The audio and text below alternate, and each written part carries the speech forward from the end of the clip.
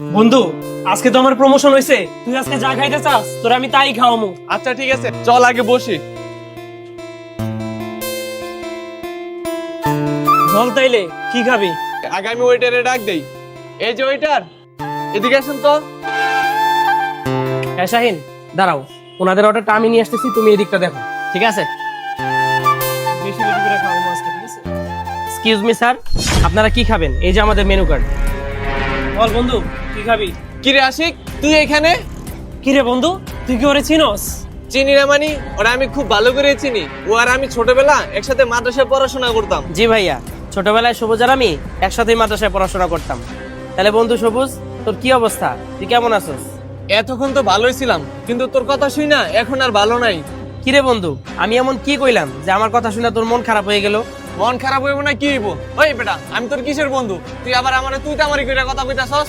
তোর লেভেল আর আমার লেভেল দেখছস? তুই কই আর আমি কই? তুই হইলি একটা রেস্টুরেন্টের সামান্য একজন ওয়েটার, আর আমি হইলাম বড় একটা কোম্পানির জিএম।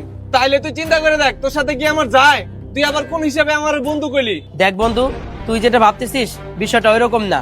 হেই বেটা, তুই আবার আমার বন্ধুর মুখে মুখে তর্ক করস? দেখ বন্ধু, কি একটা পাঞ্জাবি পরে খেতের মতো সামনে দাঁড়ায় আছে। হ্যাঁ বন্ধু, তুই ঠিকই কইছস। ভাগ্য ভালো আমি অনেক আগে মাদ্রাসা থেকে আয়া পড়ছি, নইলে আমার কি কইরা যে খাওয়া লাগতো আল্লাহই ভালো জানে।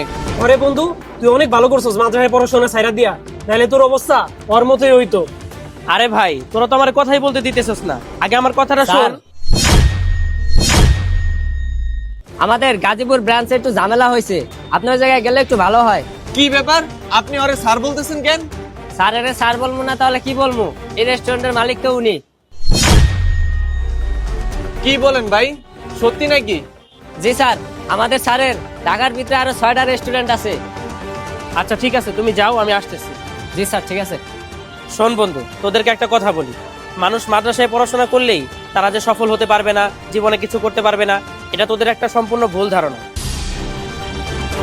আমি একজন মাদ্রাসার ছাত্র হয়েও আমার কঠোর পরিশ্রম আর সততার মাধ্যমে আজকে আমি 6টা রেস্টুরেন্টের মালিক হয়েছি। লক্ষ্য আর সততা যদি ঠিক থাকে তাহলে মানুষ যে কোনো অবস্থান থেকেই সফল হতে পারে। আর বন্ধু, তোদেরকে আরেকটা কথা বলি, কারো সম্পর্কে কোনো কিছু না জেনে তার ব্যাপারে বাজে মন্তব্য করা ঠিক না। আর তোরা যেহেতু আমার রেস্টুরেন্টে প্রথমবার আসছিস, তোদের জন্য আমার এই রক ক্যাফে রেস্টুরেন্টের বেস্ট পিৎজা আমি তোদের জন্য ট্রিট করলাম। তোরা কিন্তু অবশ্যই খেয়ে যাবি, না খেয়ে কিন্তু যাবি না। তাহলে তোরা থাক, আমি আসতেছি। বন্ধুরা, কখনো কারো বিষয়ে না জেনে মন্তব্য করা ঠিক নয়।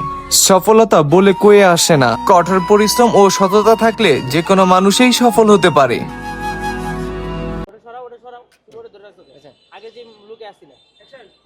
জি স্যার, আমাদের স্যারের ঢাকার ভিতরে আরো 6টা ব্রাঞ্চ আছে।